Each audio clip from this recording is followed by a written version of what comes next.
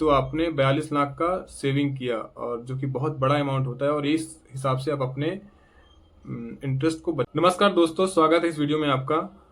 अगर आप अपने 25 साल के लोन को 10 साल में करते हैं तो इस प्रोसेस के बारे में जानेंगे, तो वीडियो को लास्ट तक बने रहें और लाइक और सब्सक्राइब जरूर करें। तो सबसे पहले आता है मंथली पेमेंट एंड इम्पैक्ट। सबसे पहले बात करते हैं, अगर आप 25 साल के लोन को 10 साल में पेमेंट करते हैं तो आपके पेमेंट का कितना इम्पैक्ट आएगा और कितनी ईएमआई आएगी उसके बारे में जान लेते हैं। सपोज दैट अगर आप मान लीजिए कि आपका 50 लाख का लोन है जो कि 25 साल के लिए है, और 8% इंटरेस्ट के हिसाब से अगर आप लोन लेके रखे हैं तो उसका मंथली जो ईएमआई आता है 38,000 रुपये के आसपास आता है, जो कि 25 साल के लिए। और टोटल इसमें आपको जो रिपेमेंट करने पड़ते हैं, टोटल आपको 65 लाख रुपए आपको रिपेमेंट करने पड़ते हैं, तो जो कि बहुत ही ज्यादा हो जाता है आपके होम लोन के हिसाब से। 50 लाख का लोन आपका 65 लाख रुपए आपको इंटरेस्ट पे करना पड़ रहा है, तो बहुत ही ज्यादा होता है। तो अगर इसको आप 10 साल के लिए करते हैं तो 10 साल के हिसाब से आपका टेन्यूर तो कम हो जाता है, लेकिन ईएमआई आपकी बढ़ जाती है। जैसे कि आपका जो टोटल रिपेमेंट हो ईएमआई जो आएगी 60,000 के आसपास होगी, और जो टोटल आपको ईएमआई टोटल आपको रिपेमेंट करना पड़ेगा, टोटल 23 लाख रुपए एक्स्ट्रा करने पड़ेंगे।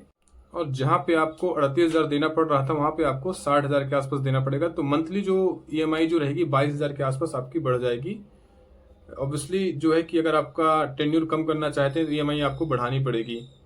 तो इस मेथड से आप 10 साल में करते हैं 25 साल का लोन, तो आपको ईएमआई बढ़ाना पड़ेगा।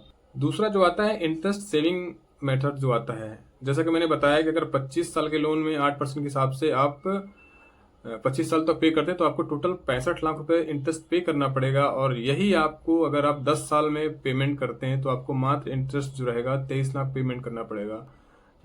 तो आपने 42 लाख का सेविंग किया, और जो कि बहुत बड़ा अमाउंट होता है, और इस हिसाब से आप अपने इंटरेस्ट को बचा सकते हैं, सेव कर सकते हैं, और अपने होम लोन को रिपेमेंट कर सकते हैं विद इन 10 ईयर्स। तो ये एक फायदा आपको बहुत बड़ा फायदा होगा अगर आप 10 सालों में पे करते हैं, वो भी 8% के हिसाब से अगर आपका इंटरेस्ट लग रहा है तो। तीसरा जो आता है प्री पेमेंट पेनाल्टी। अगर आप सोच रहे हैं कि आपका जो 25 साल का लोन है आप ईएमआई बढ़ा के उसको जल्दी प्री पेमेंट करके खत्म कर देंगे, या फास्ट ईएमआई पेमेंट करके जल्दी खत्म कर देंगे लोन्स को, तो ये एक जानकारी के लिए आपको बता दूं कि बहुत सारे बैंक्स या लेंडर्स अपने प्री पेमेंट पेनाल्टी भी चार्ज करती हैं। तो आपके टर्म्स एंड कंडीशन पे लिखा हुआ होता है, तो आप जरूरी दस्तावेजों में अपने टर्म्स एंड कंडीशन जरूर पढ़ें, और उनको पहले बैंक से पूछ लीजिए कि आपका जो चार्जेस तो लग रहे हैं या नहीं लग रहे हैं, और कितना % लग रहा है अगर आप प्री पेमेंट करते हैं। जनरली होम लोन्स में प्री पेमेंट चार्जेस नहीं होते हैं, लेकिन कुछ लोन्स जैसे कि कार लोन, पर्सनल लोन्स पे प्री पेमेंट पेनाल्टी भी होती है, जो कि बैंक वाले आपको बताते नहीं हैं, या फिर बताते भी हैं तो बहुत छोटे अक्षरों पे लिखा हुआ होता है। तो आप उन टर्म्स एंड कंडीशन को जरूर पढ़ें, और इस तरीके से आप अपना प्री पेनाल्टी चार्जेस बचा सकते हैं अगर आपको जानकारी हो तो। चौथा जो आता है रिफाइनेंसिंग ऑप्शन। अगर आपको लगता है कि 25 साल का लोन 10 साल में कन्वर्ट करना मुश्किल है, या फिर आपका लेंडर जो है प्री पेमेंट अलाउ नहीं करता आपको 25 साल का लोन 10 साल में प्री पेमेंट करने के लिए, तो आपको एक रिफाइनेंसिंग की मोड पे जा सकते हैं। जैसे कि आप करंट लेंडर अगर आपको अलाउ नहीं कर रहा है कि आप कन्वर्ट नहीं कर सकते या फिर प्रीपेमेंट नहीं कर सकते, तो आप दूसरे लेंडर से या बैंक से आप रिफाइनेंसिंग के लिए अप्लाई कर सकते हैं, और उसको अपने हिसाब से आप उसकी ईएमआई और टेन्यूर को अपने हिसाब से एडजस्ट कर सकते हैं। लाइक अगर 25 साल का 10 साल अभी करंटली है तो उसको आप दूसरे लेंडर से 25 का 10 या 15 या 20 करवा सकते हैं। और दोनों के इंटरेस्ट रेट में भी थोड़ा सा फर्क होता है, किसी का ज्यादा किसी का कम होता है, तो वो आपको थोड़ा सा इस ऑप्शन पे जाके आप रिफाइनेंस के लिए अप्लाई कर सकते हैं।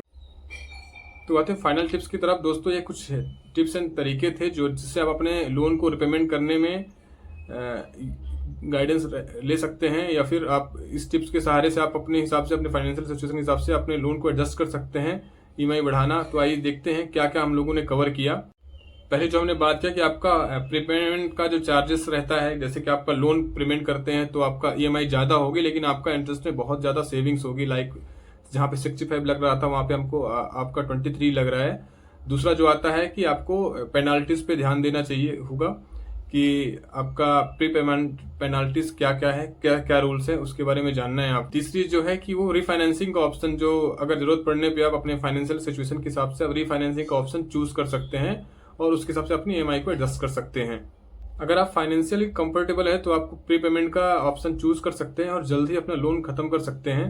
इससे आपको बहुत सेविंग्स होगी, इंटरेस्ट बचा सकते हैं आप, बहुत ही अच्छा फायदा होने वाला है और ये फायदे का सौदा भी हो सकता है आपके लिए, तो अगर आप ये ऑप्शन चूज करते हैं तो।